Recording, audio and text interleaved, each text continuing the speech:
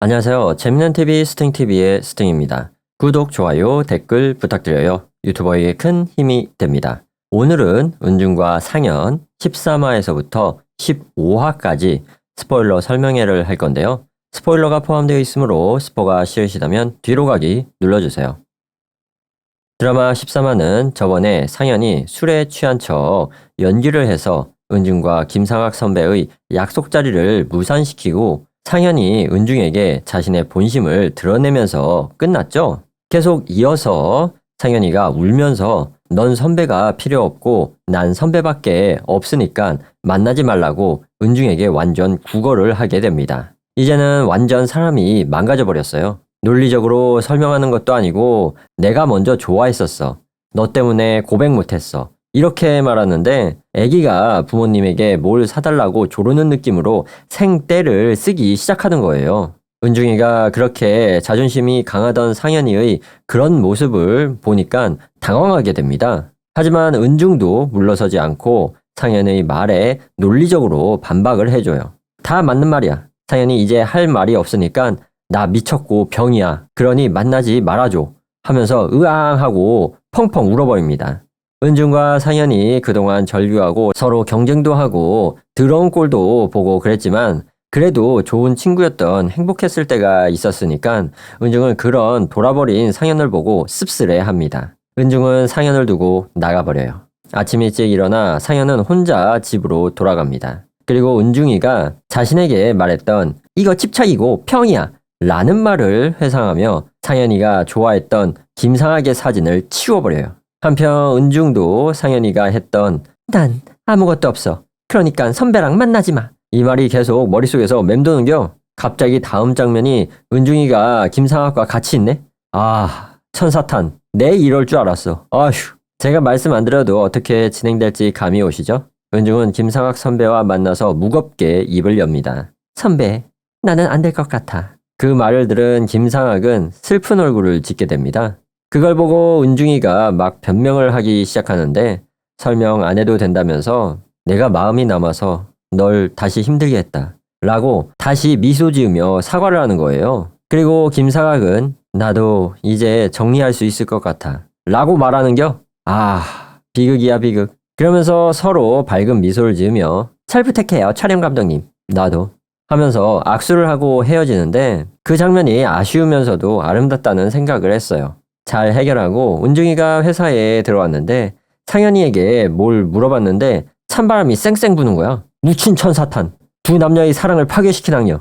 아무튼 업무를 시작해서 회의를 하는데 은중이 말에 상현이 개 싸가지 없이 토를 달고 은중이 물음에 말을 그냥 씹어버리는 거예요. 은중이가 개 열받아가지고 회의 끝나고 바로 상현에게 얘기 좀 하자고 하는데 미팅이 있다고 쌩 까고 가는 거야. 근데 미팅이 상현이 자기 아빠가 불러서 간 거예요. 상현이를 앞에 두고 그 사기꾼 아빠는 자기 변론을 하면서 돈 떼어 먹으려고 하지 않았다고 하면서 구구절절 설명하는 거야. 그래서 상현이 거두절미하고 사기친 게 얼마냐고 물어봐요. 1억 2천이래. 묻힌 사기꾼.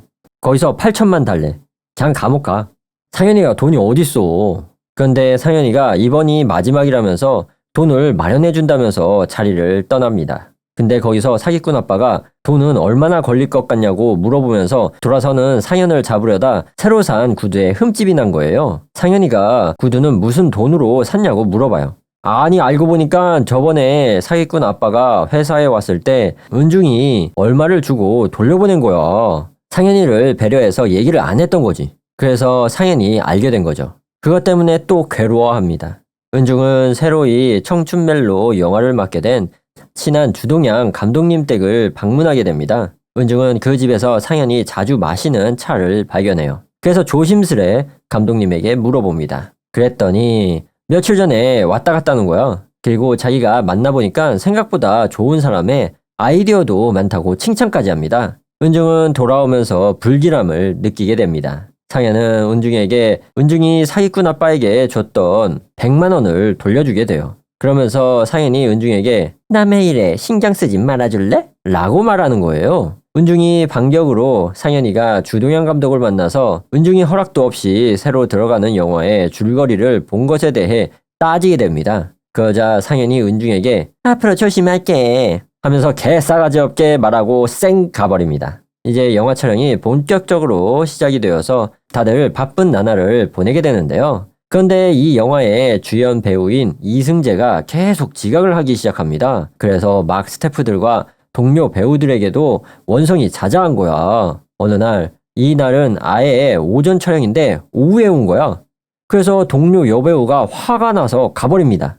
은중이 이제 오시면 어떡하냐고 성토를 하니까 이승재가 갑자기 자기한테 주소를 잘못 알려줘서 늦게 왔다면서 막 화를 내기 시작합니다. 그러면서 이승재 이놈 자식이 주소를 알려준 스태프를 찾아가서 그 사람을 막 밀치면서 막 위협하는 거예요. 주변 사람들이 막 말리는데 이승재가 스태프의 귀싸대기를 갈겨버립니다. 극단적으로 흐르면서 다시 한번 이승재가 스태프를 폭행하려고 하는데 그때 상학의 이름을 잇는 자 김상학이 이승재의 팔을 딱 잡는 거예요. 김상학이 영화 혼자 찍는 거 아닙니다 하면서 폭행당한 스태프 이름이 호철인가 봐요. 호철이에게 사과하라고 이승재에게 말합니다. 이승재가 김상학에게 잡혔던 팔을 뿌리치면서 팔 아파서 영화 못 찍겠다고 오히려 김상학에게 화를 내고 돌아가 버립니다. 그런 사건이 일어난 후에 당연히 이승재 쪽에서 촬영감독 교체를 요구합니다. 하지만 경승주 감독은 김상학 감독이 꼭 있어야 한다고 요구를 하는 겁니다. 이승재 쪽은 양보해서 김상학이 직접 와서 사과를 하면 될 것 같다고 조율을 하게 됩니다. 김상학은 이승재 쪽에서 먼저 맞은 스태프 호철이에게 사과를 하면 자기도 이승재에게 사과한다고 해요. 이렇게 팽팽하게 대립하고 있는 가운데 상현이 사건의 피해자인 호철이를 사과시키는 게 어떻겠냐는 의견을 제시하게 됩니다. 와, 사탄이 천사년에게 교수님이라고 부르겠어요. 은중은 그 제안을 극구 반대를 하면서 설득하지만 역시나 은중의 말대로 흘러가는 것이 없습니다. 피해자인 호철이를 사과시키기로 결정이 되는데요. 현장에도 이 사실이 전달이 되어 김상학의 귀에도 들어가게 됩니다. 호철은 이미 상현에게 하겠다고 했나 봐요. 그래서 은중이가 호철이하고 면담을 하게 됩니다. 호철은 자신이 사과하면 될 일이라며 자신이 안 하면 영화도 엎어질 수 있고 자신도 소문이 나서 영화계에서 일 못할 수도 있으니까 사과를 하겠다는 거예요.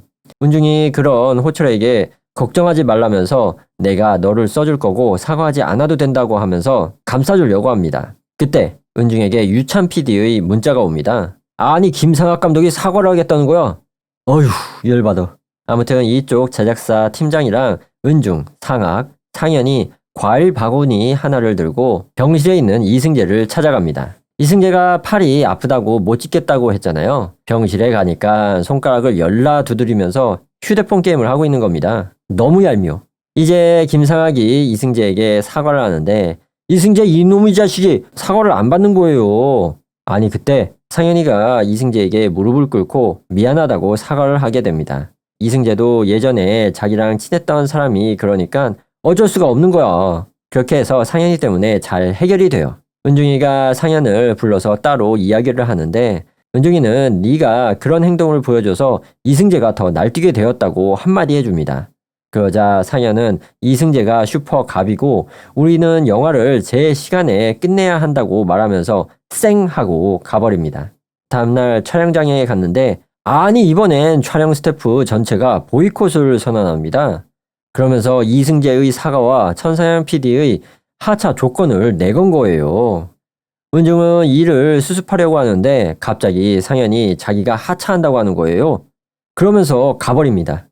경승주가 쫓아가서 말리게 되는데 감독이 네가 무릎 꿇었다고 말하면 다 해결된다고 설득하는데 무릎 꿇었다는 소문이 퍼지는 것에 대한 자존심이 상하는 것 때문에 하차가 더 좋겠다고 말하고 쿨하게 하차합니다. 이후 천상현은 영화에서 진짜로 하차하고 이승재 역시도 사과를 공식적으로 발표합니다. 그런데 천상현이 회사의 자기 짐을 정리하는겨? 은중이가 그걸 보고 왜 짐을 정리하냐고 물어보니까 아니 방금 상현이가 사표를 내고 왔다는 거야. 은중이가 왜냐고 이유를 물어보니까 상현이는 그 차에서 라고 말합니다. 은중은 당황하면서 상현에게 오해를 푸는 게 그렇게 구차한 일이야? 라고 물어봐요. 그러자 상현은 웃으면서 은중에게 그게 나야 라고 대답해줍니다. 은중은 어이가 없어 하면서 자존심이 그렇게 중요하냐고 그렇게 자존심 때문에 다 버리면 너한테 뭐가 남냐고 설득을 하기 시작해요. 그 말을 듣고 갑자기 상현이가 아씨, 재수없어 진짜. 이 야라를 떠는겨? 나왔다 천사탄. 네가 한 번이라도 알았으면 좋겠다. 혼자인 게 뭔지. 라고 도발을 시전합니다. 그래서 은중도 화가 나가지고 널 외롭게 만든 건 너야. 이러면서 상현을 지나쳐 가버려요. 지하 주차장에서 상현이 차에 짐을 싣고 있는데 김상학 감독을 만나게 됩니다. 상현은 김상학에게 자기가 사표를 냈다고 말합니다. 김상학은 그럴 필요 없다고 네가 무릎 꿇은 걸로 해결된 게 아니라 그냥 자기 대신 네가 사과했다고만 이야기하니까 다들 이해해줬다고 하는 거예요. 이제 그냥 돌아오기만 하면 된다는 거야. 상현은 그 말을 듣고 난 잘못한 게 없으니까 이해 같은 건 해줄 필요 없다고 전해달라고 합니다. 김상학은 그래도 잡아보려는데 상현이가 완강히 거절하는 거야. 그래서 김상학도 포기하고 상현이에게 받을 건 받으면서 자신을 돌보고 지키면서 은중이처럼 살으라고 걱정을 해줍니다. 상현은 김상학에게 선배도 그렇게 생각하는 거네. 내가 다 버렸다고. 근데 적어도 난 선배 사랑했어. 선배가 버린 거지. 이런 말을 전해주는데 상현이가 너무 불쌍하더라. 그러면서 김상학과 최종적으로 이별을 하고 차를 타고 오는데 막 상현의 눈에서 눈물이 주룩주룩 흐르는 거예요.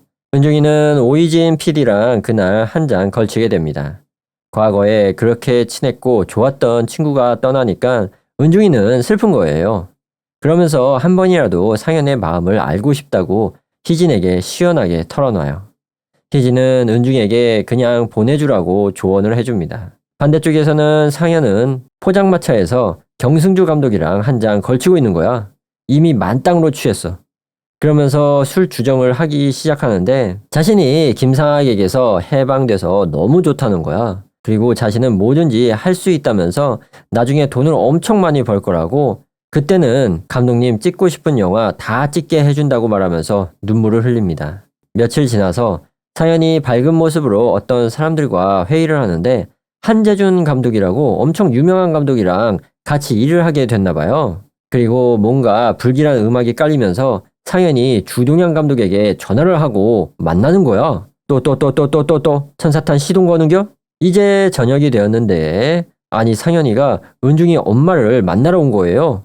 은중이 엄마가 어쩐 일이냐고 은중이는 강릉 갔다고 하니까 자기도 안다고 어머니 보러 왔다고 하는 거야. 그래서 엄마가 같이 밥 먹자고 하니까 상현은 금방 가봐야 한다고 말하고 갑자기 엄마에게 나 나쁜 년인데 한 번만 안아주세요. 이렇게 말하는데 어떤 엄마가 거절하겠어. 그래서 은중이 엄마가 포근하게 상현이를 안아줘요.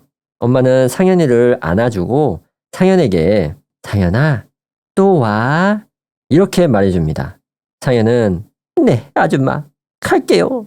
그때 상현이 아줌마에게 미소를 지으면서 눈물이 터지면서 고개를 돌리고 걸어가는 장면이 있는데 이 장면 진짜 잘 찍은 것 같아요. 정말 마음에 드는 장면이었어요. 한편 은중이는 촬영이 잘 진행이 되고 있나 봐요.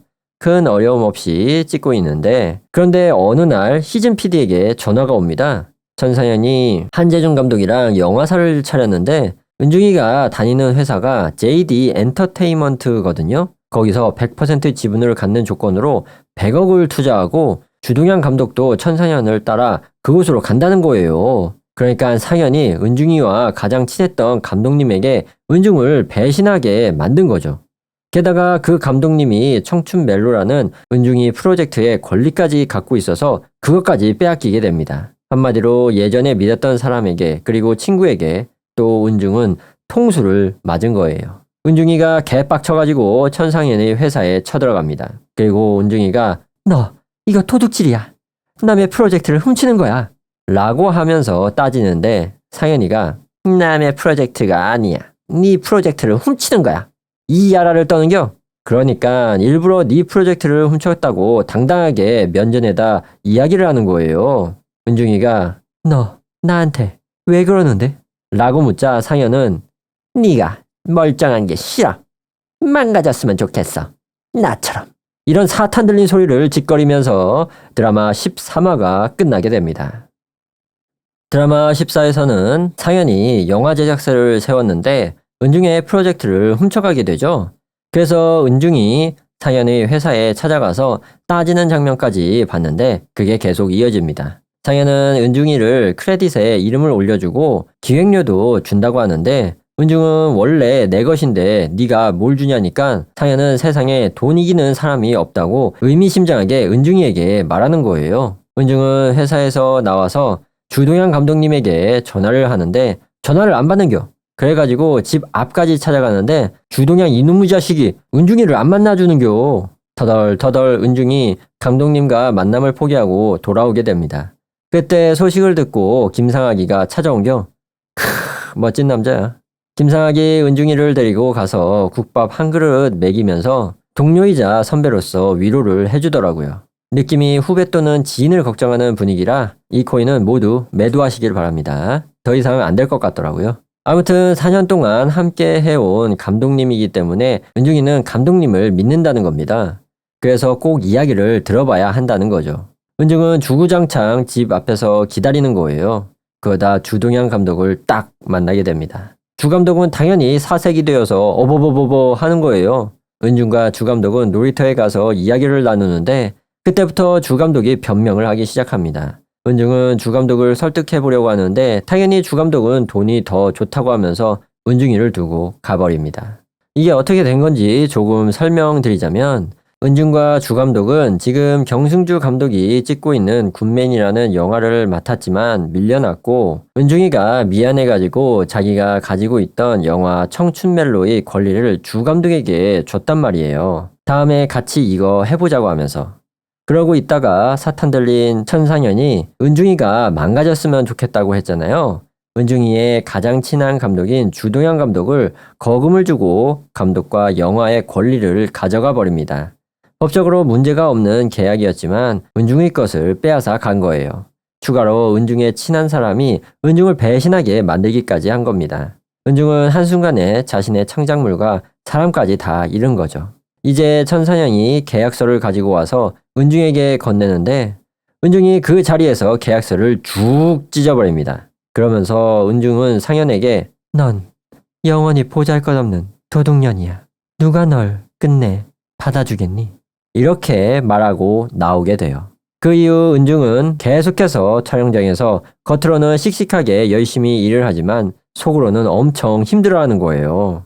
은중이 밥도 안 먹고 궁상 떨고 앉아있으니까 멋진 남자 김상학이 옆에서 아무리 힘든 일도 언젠가는 끝난다 라고 미야자키 하야오 감독의 명언을 말해주면서 위로를 많이 해줍니다. 은중은 그 영화를 끝으로 완전 슬럼프에 빠지게 되어서 드라마 작가로 전향을 하는 것 같더라고요. 이제 드라마는 다시 현재 시대의 은중과 상현으로 돌아오게 됩니다. 상현에게 침대를 내주고 은중은 소파에서 잠을 자고 있었는데 아니 일어나 보니까 상현이가 자기가 쓴 시나리오 은중과 상현을 읽고 있는겨. 은중은 화들짝 놀라서 노트북을 확 덮어버립니다. 은중은 왜 남의 것을 함부로 보냐고 상현에게 화를 냅니다. 상현은 한창 억울하던 중인데 마저 보면 안 돼? 이건 네가 생각한 나일 뿐이잖아 라고 말하는 거예요. 은중은 짜증이 나니까 상현이가 환자인 것을 망각하고 상현의 팔을 잡아당겨서 끌어내려고 했는데 상현이 아프다고 진짜 비명을 지르는 거예요. 은중이 너무 놀래가지고 어쩔 줄 몰라 합니다. 잠시 정적이 흐르고 상현이 은중의 표정을 보면서 내가 아픈 걸 보면 이렇게 놀랄 거면서 야박한 척 한다고 장난스레 말하죠. 그래서 은중은 화가 나서 상현이에게 가라고 합니다. 상현은 자기 비서를 불러서 자기가 가져온 짐을 가져가게 됩니다. 상현은 은중에게 자기가 안락사를 하기 전 자기 말을 딱 한 번만 들어주면 안 되냐고 부탁합니다. 은중은 뒤도 돌아보지 않고 상현을 보내버려요. 다음날 상현의 영화사의 기획팀장이 은중을 찾아오는데 이분은 영화사의 2인자 정도 되는 것 같더라고요. 그 팀장이 말하기를 몇 달 전부터 회사를 자신에게 넘겨주려고 그런 것 같다면서 어디론가 떠나실 것 같다는 거예요. 자기는 불길한 느낌이 든다면서 사장님이 스스로 목숨을 끊으실 것 같다고 은중에게 자신의 생각을 이야기해 줍니다. 은중은 멍해지면서 다시 팀장에게 상현이가 상태가 어떤지를 물어봐요. 아니 3개월밖에 안 남았다는겨. 그리고 여기서 지내다가 팔을 다쳤다는겨. 은중이가 화가 나서 상현의 팔을 잡아당겼을 때 비명을 지르면서 아프다고 한 것은 진짜였는데 은중이가 진짜 놀라니까 상현이가 아픈 걸 참고 장난스럽게 넘긴 거죠. 은중은 그 이야기를 듣고 마음이 흔들리기 시작합니다. 다음날 은중이 상현을 방문하게 돼요. 가니까 상현이가 팔에 보호대를 착용하고 있는 거예요. 상현은 볼펜을 줍다가 그렇게 됐다고 별일 아니라고 이야기를 해줍니다. 은중은 상현이에게 내게 대체 원하는 게 뭐냐고 물어봐요. 상현은 다시 친구가 되고 싶다고 합니다. 그러면서 내가 잘못했다고 은중에게 사과를 합니다. 하지만 은중은 차갑게 거절하며 주변에 너를 걱정하는 사람에게 너의 상황을 사실대로 솔직하게 말하라고 조언하러 왔다면서 그 말을 한 후 은중은 상현의 집을 나오게 됩니다. 은중은 상현에게 그렇게 말하고 왔지만 상현의 상태를 보니까 너무 속상한 거야. 혼자서 안주도 없이 낮술을 마실 정도로 괴로워합니다. 다음날 은중이가 집에 들어오는데 집 앞에 상현이가 기다리고 있는 겁니다. 은중이 무시하고 들어가려는데 상현이가 갑자기 무릎을 꿇는겨. 은중은 당황해서 일단 집으로 데려갑니다. 상현은 은중에게 다시 사과를 하는데 은중은 당연히 차갑게 거절하고 짜증을 내면서 대체 왜 이러냐고 물어봐요. 상현은 엄마 오빠에게 못했던 미안하다는 말을 살아있는 너에게는 하고 싶다는 거예요. 은중은 네가 영화 관객이 100만 1000만 기록을 세우고 그 돈으로 빌딩을 사고 파티를 밤새도록 할 때 그때는 나에게 사과할 생각이 있었냐고 전곡을 찌르는 말을 합니다. 상현은 어떤 서류 봉투를 은중에게 주면서 내가 너를 미워해서 미안하다고 말하고 상현은 은중의 집을 떠나게 됩니다. 다음날 절친 오이진 PD에게 전화가 옵니다. 천상현이 자신을 지금 있게 해준 파랑의 기호는 자기가 남에게서 빼앗은 것이고 따로 원작자가 있다고 스스로 진실을 밝히는 기자 인터뷰를 한 거예요. 은중은 저녁에 희진을 만나서 천상현에 관한 이런저런 이야기를 하다가 천상현이 한예준 감독이랑 이혼을 했다는 소식을 듣게 됩니다. 벌써 3년이나 되었다는겨. 그렇게 생각하니까 또 상현이는 혼자가 된 거죠. 은중은 또 상현이에게 마음이 쓰이기 시작하는겨. 집에 와서 은중은 상현이 준 서류 봉투를 열어봅니다. 거기에 의사소견서랑 상현 자기의 생애를 쓴 짧은 글이 있는 거예요. 제가 짧다고 이야기했지만 조금 긴데요. 그래서 요약을 하자면 상현은 은중을 진심으로 좋아했지만 은중이 모두에게 사랑받는 모습을 볼 때마다 자신이 사랑받지 못하는 현실을 더욱 절실히 느꼈습니다. 그래서 은중에게 의지하고 좋아하면서도 동시에 깊은 열등감을 느꼈죠. 하지만 그런 마음을 품은 자신이 너무 싫었던 거예요. 좋아하는 친구를 미워하는 나라는 사실이 상현에게는 큰 죄책감과 혼란으로 다가왔던 거예요. 결국 상현은 그 복잡한 감정을 견디지 못해 은중을 미워하고 파괴하고 싶다는 생각에 이릅니다. 그러나 그것은 진심으로 은중을 미워해서가 아니라 그런 감정을 느끼는 자기 자신이 너무 싫었기 때문이었죠. 그래서 상현은 은중을 만났던 어린 시절부터 어른이 되어 성공을 거두기까지 마음속 깊은 곳에서 열등감과 죄책감을 품은 채 살아왔던 거예요. 이러한 자신의 삶과 마음속 이야기를 솔직하게 써놓은 글이었습니다. 은중은 그 글을 읽고 상현의 마음을 조금 이해하게 돼요. 이후에 은중은 상현에게 윤 선생님 보러 가자고 상현에게 문자를 보냅니다. 상현은 아파서 침대에 누워있는 중에 그 문자를 보고 너무 좋아하는 거예요. 은중은 인터넷 검색창에 암 환자 여행 방법을 찾아봅니다. 암 환자에 대해서 막 공부하기 시작하는데요. 이제 여행 당일에 자신이 모든 것을 준비해서 상현이 집으로 픽업하러 갑니다. 아니 근데 불길하게 119 구급차가 눈앞에 지나가는 거 아니겠어요? 아니나 다를까 상현이 집 앞에 구급차가 있는겨. 그때 상현이가 환자 이송 침대에 누워가지고 구급차에 실리는 겁니다. 은중은 화들짝 놀래가지고 보호자를 자처하면서 구급차에 함께 타고 가요.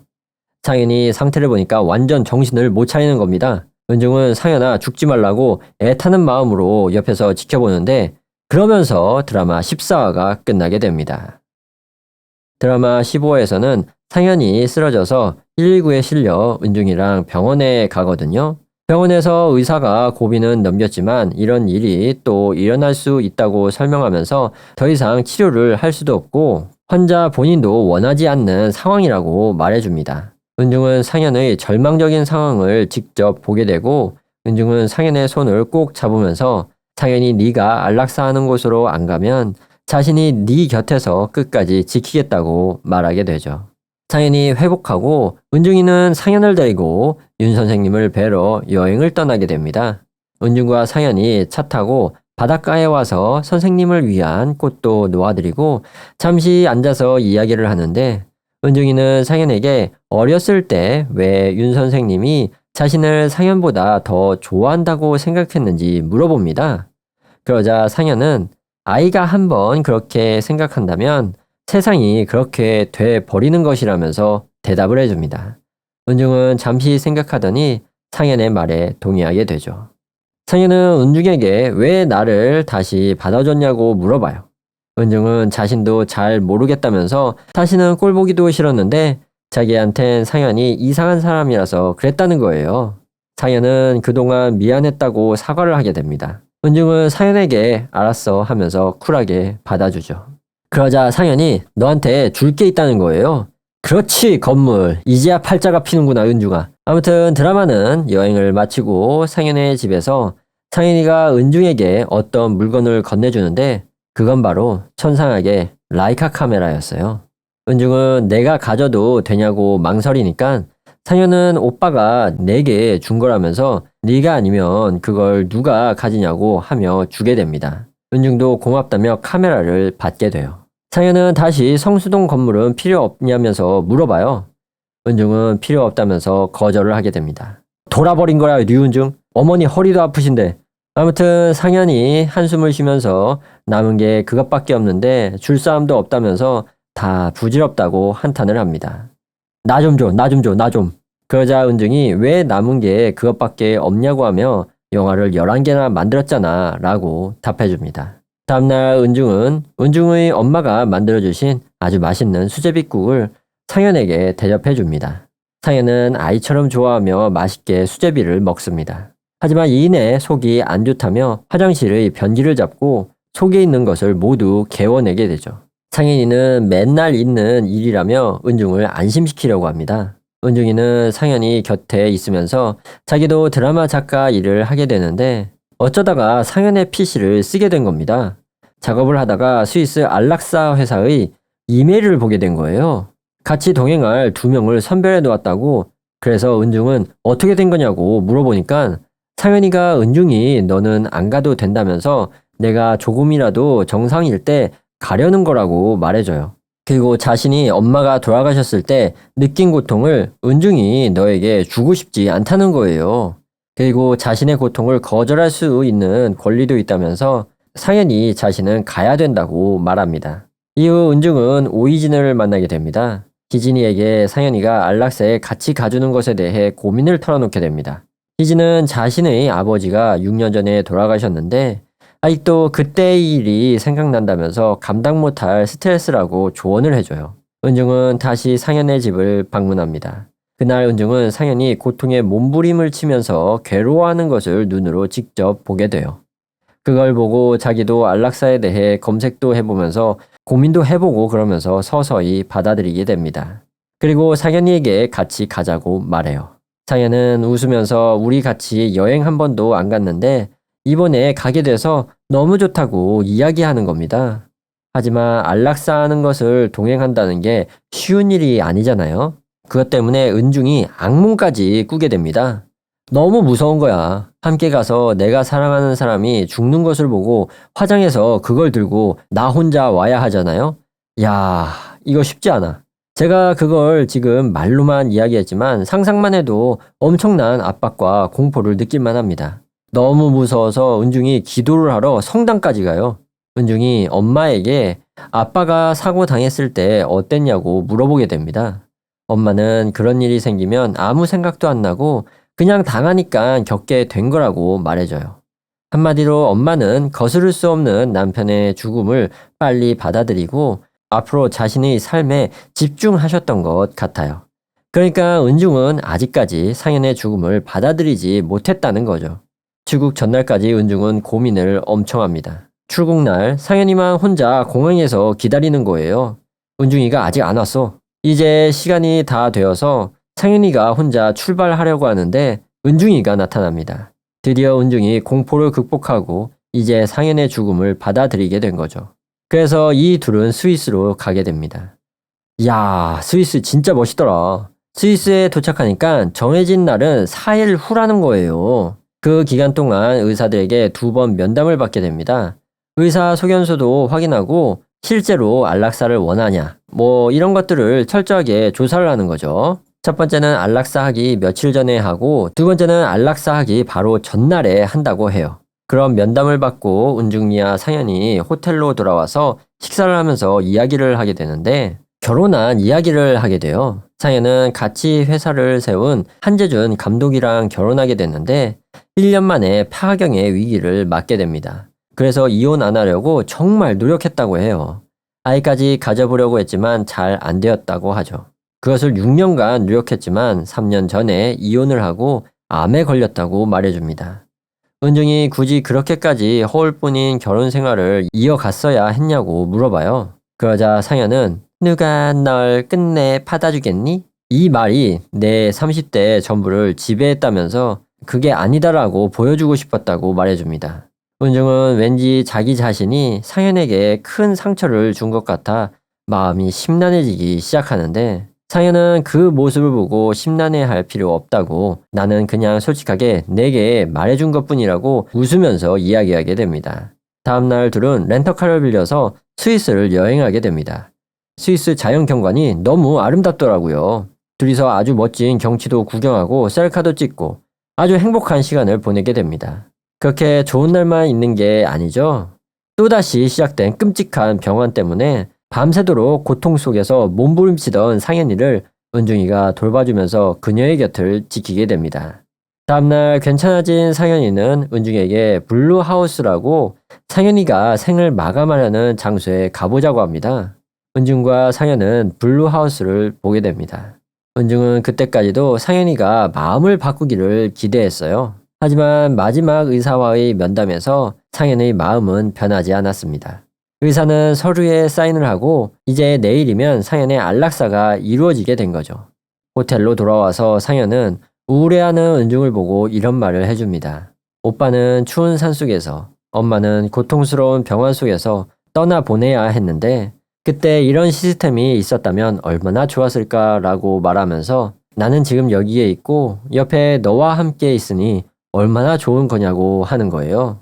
그러니까 나보다 더 행복하게 죽는 사람은 없으니 우리의 마지막 밤은 웃으면서 보내자 라고 은중을 위로하게 됩니다. 그렇게 둘은 좋은 식당에서 즐겁게 식사를 하며 담소를 나누게 되죠. 이제 늦은 밤 호텔에 돌아와서 은중과 상현은 한 침대에 누워서 서로 이야기를 하게 됩니다. 지난 날을 생각하며 이야기를 하는데 지금 이 자리에 있기까지 서로에게 많은 영향을 미치고 있었던 거예요. 그러면서 상현이가 왜 내가 너를 잃어버렸을까 하면서 막 후회를 합니다. 그러자 은중은 결국 찾았다고 말해줘요. 다시 상현이 너도 내가 보고 싶을까라고 묻자 은중은 당연히 보고 싶을 거라고 전해줘요. 상현은 끝내 내가 날 받아주는구나 라고 말하며 엄마가 엄청 좋아할 거라면서 날 안아주겠지? 라고 물어보면서 잠이 듭니다. 은중은 그럼 하면서 답해주는데 은중이가 감정이 격해지면서 상현이 깰까봐 밖에 나와서 오열을 하는데 참 슬프더라고요. 다음날 아침 일찍 은중과 상현은 마지막 떠오르는 해를 함께 바라보게 됩니다. 상현은 자기의 일기가 있는 서랍장 열쇠를 은중에게 줍니다. 그러면서 네가 이 이야기를 쓰게 되면 나는 네 이야기 속에 영원히 살아있는 게 된다면서 그걸로 뭐라도 써보라고 말해줘요. 그리고 상현은 자신이 죽는 모습을 은중이 감당하기 어렵다고 생각했나 봐요. 그래서 그만 작별을 하자고 합니다. 하지만 은중은 상현의 작별을 거절하고 같이 가자고 말해요. 그렇게 은중과 상현은 블루하우스 앞에 서서 서로를 바라보곤 손잡고 걸어 들어가게 됩니다. 이제 안락사가 진행되는 과정을 알려주는데 링거처럼 상현에게 독약이 투입이 되는 줄이 몸에 연결이 되어 있고 거기에 밸브가 있는데 스스로 때가 되었을 때 상현이가 직접 밸브를 열어서 독약을 자신에게 주입해야 한다는 거예요. 그러면 30초 안에 잠들면서 죽는답니다. 이후에 경찰이 와서 확인하고 화장을 진행한다고 해요. 상현은 설명을 듣고 준비되었다고 진행하게 됩니다. 상현은 침대에 누워서 은중과 이야기를 하는데 은중이 무섭지 않냐고 물어봐요. 상현은 무섭지 않다면서 안아달라고 합니다. 은중은 말없이 상현을 안아줘요. 상현은 안기면서 다시 만나면 좋은 친구가 돼줄게 라고 말합니다. 은중은 응, 다시 만나자고 대답해줘요. 이제 진짜로 상현의 안락사가 진행이 되는데 카메라로 이 모든 상황을 찍더라고요. 지금 뭘 하고 있는지, 왜 하는지 그런 것들을 진행하는 직원이 물어보면서 이제 마지막에 열어도 된다고 승낙이 떨어지고 상현이는 아무 망설임도 없이 은중을 한번 보고 밸브를 열어버리면서 스르륵 잠이 들게 됩니다. 은중은 울면서 잘 버텼어. 고생했어라고 상현이를 쓰다듬으면서 말해줘요. 여기서 대부분의 시청자들이 다 울어버릴 것 같아요. 여러분들은 시청하실 때 눈물샘 조심하세요. 이제 은중은 한국에 돌아온 지 몇 년이 지난 것 같습니다. 은중의 독백이 나오는데 오랜 시간이 걸렸다. 너의 사진을 나의 책상 위에 세울 수 있을 때까지. 너에게 인사할 수 있을 때까지. 안녕. 사랑하고 미워했던 나의 친구 천상현.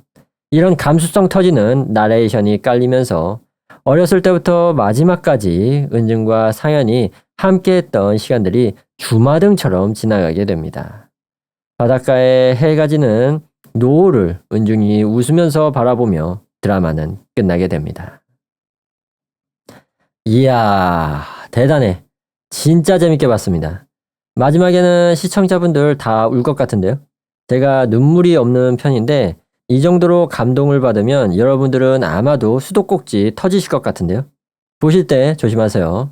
매우 잘 만든 작품이고요. 게다가 재밌습니다. 여러분들 제 설명회를 들으시고 흥미가 생기셨다면 한번 보시는 것도 좋을 것 같습니다. 저는 여기까지 봤으니까 은중과 상현 13화부터 15화까지 스포일러 설명회를 마치도록 하겠습니다. 구독, 좋아요, 댓글 부탁드려요. 유튜버에게 큰 힘이 됩니다. 그럼 전 다음에 봐요. 안녕히 계세요. 감사합니다.